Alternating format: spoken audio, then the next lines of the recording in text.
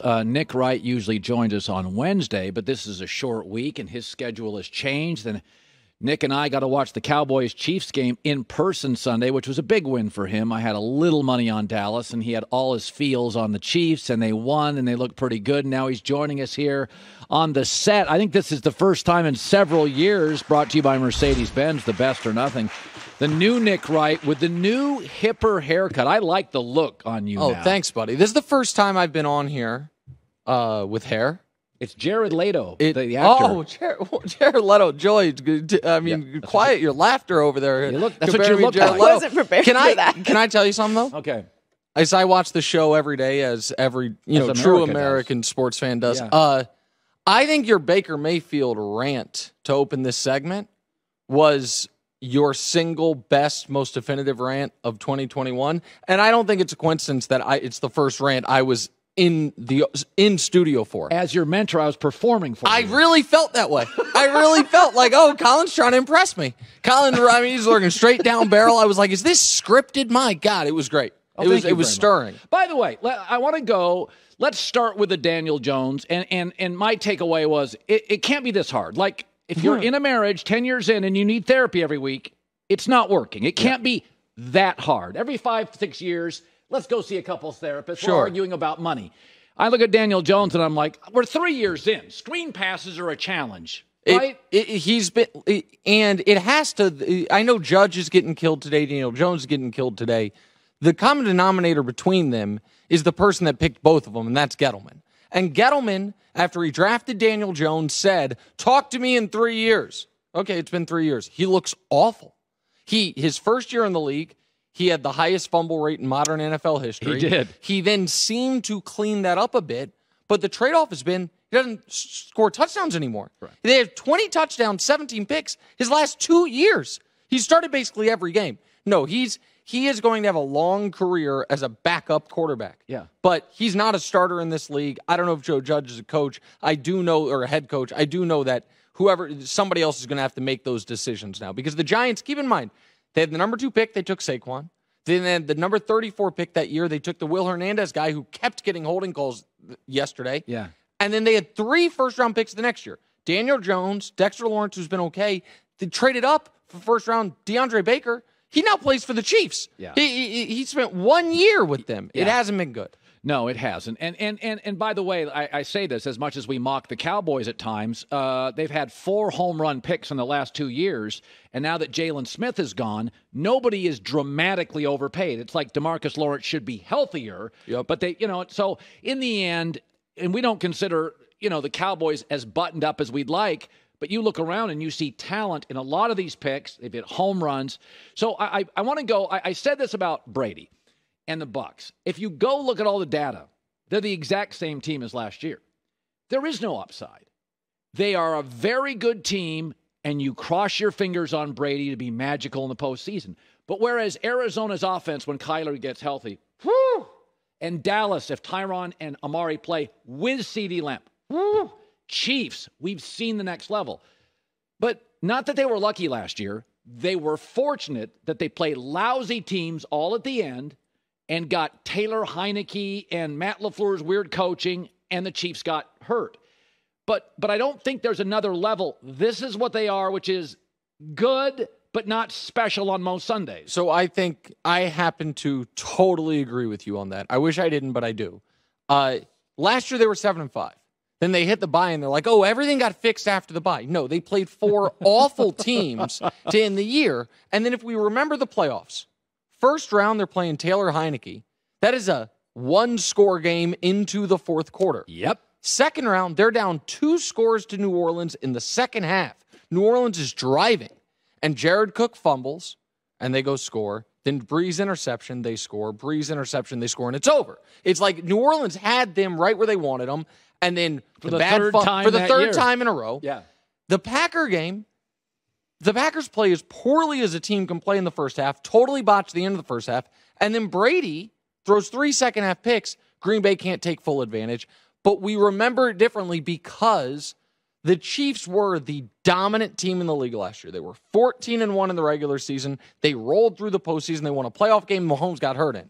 And then the Chiefs, for the first time ever, under Mahomes up to that point looked awful, and it was against Tampa. So we looked at Tampa as, oh, my God, they were a juggernaut. They were not a juggernaut. Nor I know they now. won the Super Bowl, but they weren't a juggernaut. And I think it's risky in the NFL. It's not the NBA where if you win the title, bring everyone back. It's risky to say, while everyone else is trying to get better, our plan is to just stay the exact same. Bring everyone back from the previous year. And now they're dealing with some injuries. It was good to see Gronk back. I don't know if and when they're going to play AB. So I agree with you. I don't think they're a bad team by any stretch. They're a good team. But I do think it warrants mentioning in the NFC, and I say this a lot because I don't think people totally understand it. Packers, Cardinals, Rams, Cowboys, Bucks. That's 5 teams. By definition, at least one of them won't win a playoff game. Only 4 teams move on to the second round. So one of those 5 is gone in the wild card round. I don't know who it's going to be, but right now, I think you have a strong of a case to make that it'll be the Bucks as any of the other 5. So I want to talk about the story. Did you say Pro Football Talk, Joy had it, that Matt Nagy is going to get whacked after Thanksgiving? Now, I could defend him and say he got Trubisky to the playoffs twice. He's never in a full season had a losing record. My coaching contacts have always been lukewarm on him, a little frenetic on the sidelines. He didn't really call plays in Kansas City as much as you'd like. Bieniemy's been has more experience doing that. So they've always been, he's okay, he's a nice guy, people like him. But my guys were always a little more critical of him than I was. I liked the guy. Trubisky, I thought, was mostly awful, and he got him to the playoffs twice in a division with Aaron Rodgers. But it's interesting. You can make the argument today that it's a really good year for offensive coaches. Bieniemy's on the market. Leftwich is on the market. Brian Daboll's on the market. If you want to go defense, there's Eberflus from Indianapolis. That it's the rare year where you've got some guys with 3 and 4 and 5 years coordinating, and they're really good. Or he doesn't have 3 or 4 years, but Kellen Moore. I think Kellen Moore is probably going to go get a job if Dallas doesn't elevate him. College, there's almost never a good year where you have multiple good. You have to roll the dice. But I do think are you okay if Nagy gets whacked? I think they should have fired him Sunday. I think the whole logic of we can't fire him Sunday because we play Thursday is illogical. Because I understand that you don't want to have the flux of a coaching change on a short week. But I believe, and it seems like it's kind of being confirmed via reporting, they decided after Friday's loss, you can't lose the way they did to the Ravens without Lamar. It's your 5th loss in a row. Can't happen. Right. So they got to fire him. And now the logic is, but we don't want to do it on a short week. But then the problem is, well, you're probably going to beat the Lions. You're going to fire him after a win? Maybe, maybe not. Then you extend it further. So if they basically decided you lost your job Sunday, but we're not going to announce it until the day after Thanksgiving, I mean, that's fine, I guess. But yeah, it shouldn't take this long to be competent on offense. And that's the problem. Is I know they had Trubisky, but we are seeing so many teams that if you have the right guy, you look functional on offense. The Bears don't look functional on offense. The Giants don't look functional on offense. It's not tenable in the modern NFL to consistently look dysfunctional on offense. And he's been so weird with the quarterback thing. After the game Sunday, this guy, it was reported, but it wasn't discussed much. He was asked point blank, if both are healthy, who's your starter, Dalton or Fields? And he wouldn't answer. We're back on this damn treadmill about wanting to play Andy Dalton. I don't understand it. So, yeah, I think you move on from him the sooner the better. One more question before we go to the break, because I have some stuff on the other end. Baker Mayfield, my suggestion, sit him, then the bye. I get a fair evaluation last 5 weeks. 4 of those 5, they may be favored. But the criticism now is unjust, like the delusion initially was unjust. Am I close? Well, you've been kinder to Baker today than I would have thought. Yeah. Because I said on First Things First Monday, when we were asked the Baker Mayfield topic, I said, unfortunately, Colin Cowherd appears to have been right about all of it. It pains me. Yeah. But Baker's storming, not doing the press conference. Not good. Not good. His wife with the... And by the way, quick sidebar, because I'm not athlete-level prominent, obviously. You kind of are. But we are public people that get criticized on the internet. Yeah. what is up with the family members going online arguing for people? Like, do you know how mortified I would be? Do you know how many people say terrible things to me? People don't all call me Jared Leto. Let me tell you that much, Colin Cowherd. People say terrible things to me. Right. People say terrible things to Joy. They say terrible things to you. Well, you can't have your spouse, your mom, this applies to Mahomes with their mom, fighting your battles for you on the internet. You got to. It's a bad look for everyone. With all that said, on the Baker thing specifically, I think he has really hurt himself this year, and I think it is a good lesson for young athletes to learn. You get no credit for playing hurt. Lamar had a cold. Didn't play. Not criticized today. Last time we saw Lamar, lost to the Dolphins. This week, he's sick again. He's sick a lot, by the way. It's an odd thing. But nobody is like, hey, he didn't play. Not on him. Baker's got a broken shoulder, a torn labrum, a bad knee, and a bad foot. He's getting booed at home. You know why? Because Pippen was right. You don't get credit for the bad back game when you score 8 points. The flu game, you score 40, good for you. But if you're going to play hurt, you better play well, or else people will just use it against you. Baker should have shut it down 3 weeks ago. Kyler Murray could have played. Yes. He's like, you know what? We won in San Francisco with Colt. It's kind of the same offense. I just want to get healthy. Correct. Absolutely. And by the way, that helps him. And for a guy that's Baker and Lamar, same draft class, both fighting for a contract. We know Lamar's getting his. The question is how much. Baker at this point looks like he's not going to get his. I wonder if he shut it down 5 weeks ago, got healthy, and then looked better if he would have. I think it was a bad decision by him. More with Nick in the Herd next. What young people don't sometimes understand, some do, that the power of the wife is influential in most crucial decisions. Russell Wilson's wife is Ciara. Yeah. Buried in the Pacific Northwest. Her husband's not happy, comes home every day from work, and probably grumbles to her. Russell Wilson, 1 year from now, is he a Seahawk? No, I think he's a Giant, right?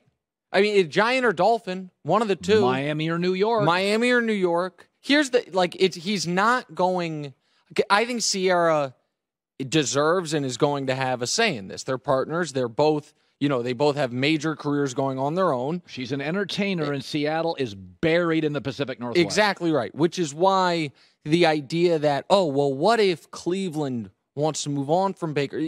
Russell Wilson can't tell his wife, honey, I got us out of here. Where are we going? Cleveland. Right. Listen, I'm from Kansas City, Missouri. I am not Midwest or Rust Belt shaming, but he also couldn't tell her we're going to Kansas City. If you're going to leave there, it's going to be for a big-time coastal city. And the Giants, by the way, the one thing I'll give Gettleman credit for, he won't get to use it, but they have that Bears draft pick. So they have their pick and the Bears pick. We know Miami traded their own pick, but they still have a surplus of picks. I think one of those two teams makes a play for Russell Wilson. By the way, remember when Brady, the story was broken? Who broke the story on Brady to Tampa? Oh, I think it was you. Anyway, Giselle, and I was told this, it came down to Chargers Tampa. She wanted warm weather. She was done with Boston winters. Like, wives matter. Mm-hmm. And when it comes down to big decisions, Giselle said, Tom, Miami, Tampa, L.A. And they didn't want to travel with all their kids all the way west, so they chose Tampa.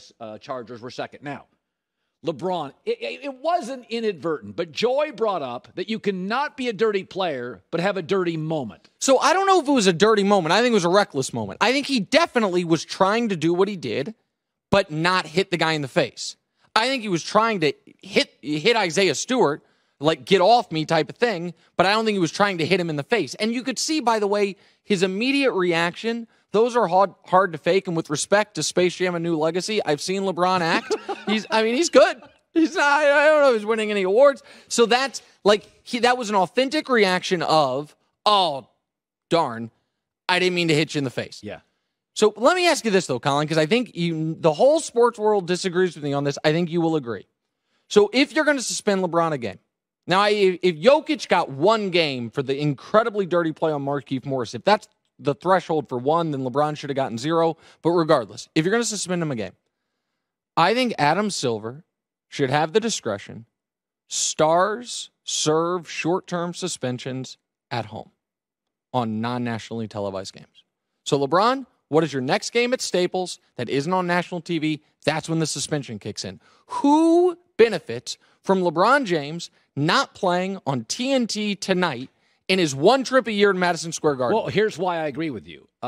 All these leagues are TV shows. Yes. Okay, that's where all the money comes from. Secondly, is it's subjective anyway. So we all know there is no, this is 2 games, that's 6. I mean, Joy and I both thought LeBron would get 1 or 2, the kid would get 8. So if it's already subjective, then let's not pretend that there's a definitive line in the sand and a menu for this stuff. I'm just going to pick when it hurts the league least. Absolutely. And not just the league. It's the television ratings for national TV, but also we don't think of it because it's New York City. But let's say their game tonight, instead of being at MSG, was their 1 trip a year to Indiana. Do you know how much that sucks for the fans of Indiana who bought tickets? I don't want to sound like the guy that says, what about the kids? But the kids were like, this is my time to see LeBron. And because of this he misses that game. Fans in LA have 41 chances a year to see him. That's right. And so I just think it's not just LeBron, but if a star, if a one-name guy, a KD, a Giannis, a LeBron, something like that, similar to how they say, try not to load manage on nationally televised games, the NBA said, okay, you're suspended for your next home game. That way, the fans who have 1 chance a year to see you, and how many more times do we think, by the way, LeBron's going to play in MSG? We're not getting Knicks Lakers in the finals ever. How many years he got left? 3? Call it 3. That means he has 3 appearances. You only played MSG once a year now that you're in the Western Conference. We all lost out on it. That sucks. No, the other thing is you could say, well, that'll give stars the initiative to. Stars don't want to get in fights. Nobody's trying to get suspended. By the way, the opposite is true. In hockey, send a bench guy against the star, get Patrick Kane into a fight, and they both get the penalty box. So, Morris going after Jokic is actually a strategy. Absolutely. And I will say, though, because whenever we talk LeBron, people do the LeBron Jordan stuff. LeBron is now closer in career suspensions to Michael. Now, Michael's was for gambling. It was 140. I'm kidding. I'm sorry. Michael.